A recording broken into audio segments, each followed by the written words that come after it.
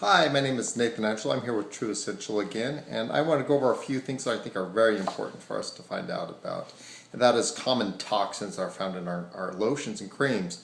Some of them are quite destructive and very bad for our overall health.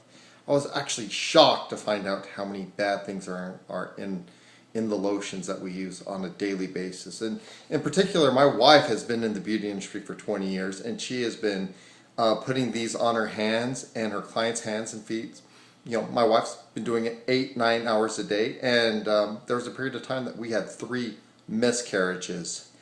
And until she took a sabbatical, we did not have a healthy baby boy until she was outside of that. And I think there's a very strong correlation with a lot of these toxins, in particular the parabens and the petroleum petrochemicals are in a lot of the products that we use. So I just wanted to touch over a base. I have a real passion with this.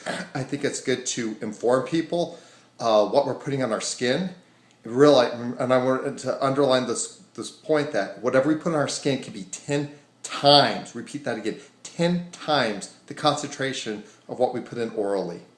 It gets into our bloodstream. It has a real effect.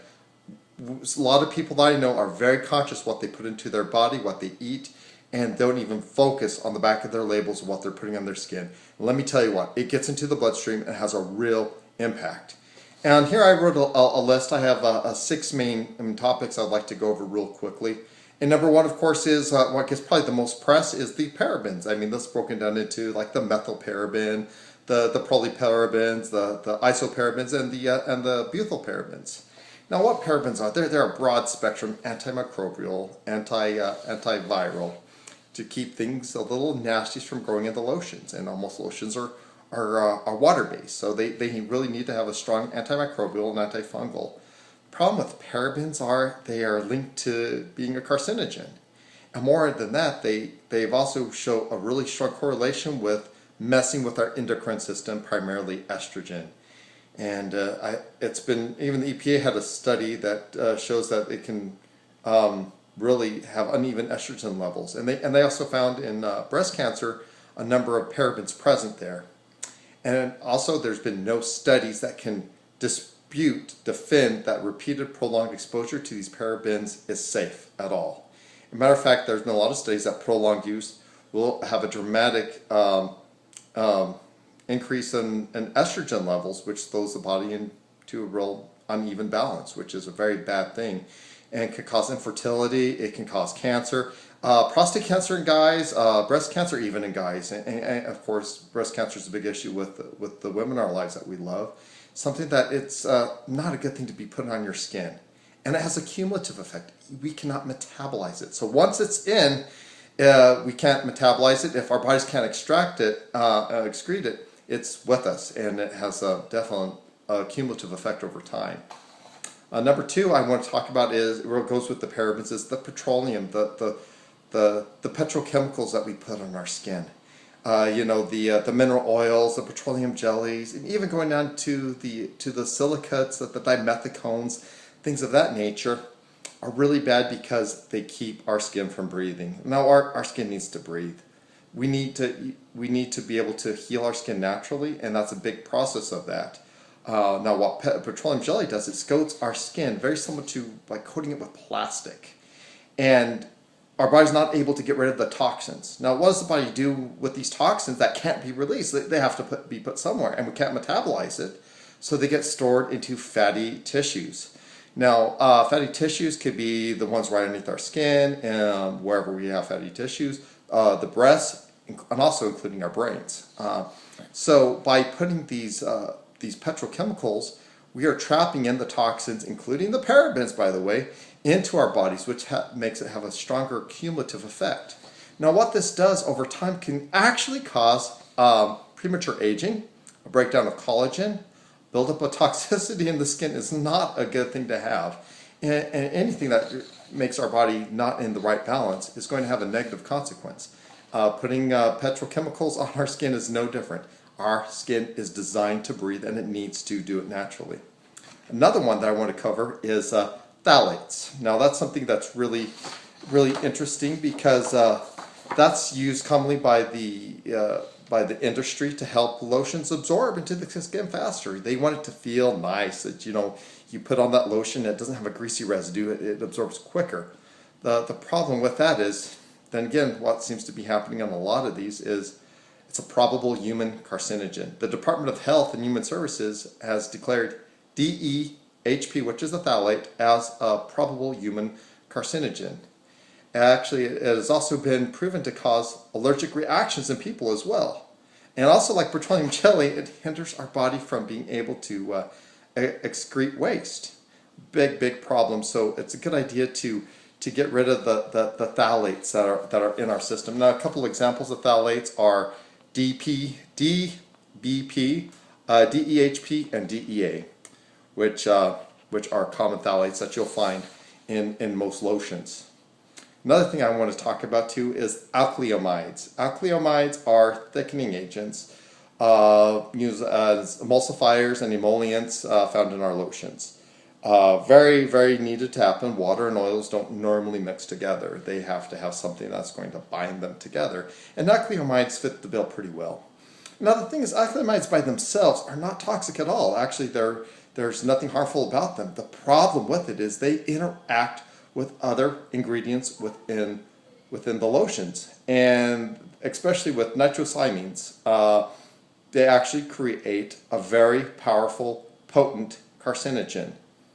And now the problem with this is probably one of the biggest issues within the cosmetic industry, because there's no real way to know if they have been contaminated or if there is a very strong active carcinogen within the lotion that you're going to be putting on your sensitive skin.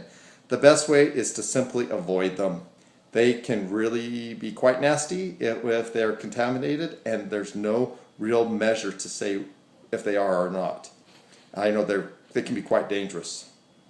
Another one I want to go over just briefly is propylene butylene glycol. Yes, propylene butylene. I'm probably sorry for chopping up. I need to take more Latin. My biology is a little old and my Latin's a bit rusty, so please forgive me. But the propylene glycol basically keep things from drying out. It's a humectant. It's very common in cosmetics. It's from liquid foundations, moisturizers, lipsticks, deodorants, of course lotions, creams. It makes products feel good. It makes them last longer. It's humectant. It has great permeation rates. And why it's used so readily is it's cheap to produce. It's actually even cheaper than glycerin to produce. So there's a big push by the industry to utilize this because of cost. They want to sell you mostly water, and they want to sell glycerin, and they want to sell something like propylene glycol. So it's cheap to have. It makes it feel good. It feels good on your skin. It helps it absorb into the skin. The problem is it's not good for you. Like most of the stuff, it's not for your health. It's not for your skin. It's horrible stuff. All you have to do is look at the material safety data sheet. I mean, I was actually a DG agent putting on airplanes, and I added regulations looking at the material safety data sheets to look at the components or look at the chemicals that were being transported. Propylene butylene glycol has some really telling things with its own MSDS. For example, this is, and I do say quote from the MSDS: if on skin, thoroughly wash with soap and water. A product that's going to be used for your skin, it says in this MSDS to wash it immediately off. Moreover, it also states that it may be harmful by ingestion or skin absorption. Interesting. It may also be an eye irritant, skin irritant, and chronic exposure can cause gastrointestinal disturbances, nausea, headaches, vomiting, and central nervous depression. Yeah, that's something I really want to put on my skin. Does it make you feel warm and fuzzy? It sure doesn't me. And lastly, probably the most difficult thing to talk about is, because of pronunciation, is the imidazolidinyl urea and diazolidinyl. I had a fiddle. I'm sorry. It's spelled diazolidinyl urea.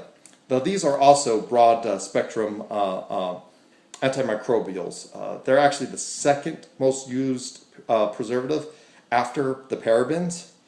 And the primary cause of concern for these they are known to cause dermatitis. According to the American Academy of Dermatology, they are a primary cause of contact dermatitis. And another thing too with them is they've been known at certain temperatures and other reactions to actually produce formaldehyde. So using the secondary preservative, the imidazolidinyl urea, may actually cause formaldehyde to be on the product that you're putting on your skin, and also cause contact dermatitis. Both are quite toxic and not good to have. Now this is just the tip of the iceberg. There's so many other ones, but these are the really big ones that I really want people to be aware of. I don't want anyone to put this stuff on their skin. It's unconscionable to me that this is allowed into the marketplace. It's harmful. Now for me personally, I feel it's caused miscarriages with my wife. I am very passionate about it. And guys, please, if consider going to a natural product. If don't buy mine, if you don't want to, I'm proud of my product, but please consider what you're putting on your skin. That to me is more important than if you buy my product or not. You know, I have a passion about this, and I hope that my experience for me and my wife can help save others from having a similar experience. This is something that's important, and a little bit of knowledge goes a long ways, because we're going up against some really big businesses that put a lot of money in this stuff, and it's their money maker, so there's going to be resistance. So anyway, I hope you enjoyed this video, and I wish you the very best. Have a great day.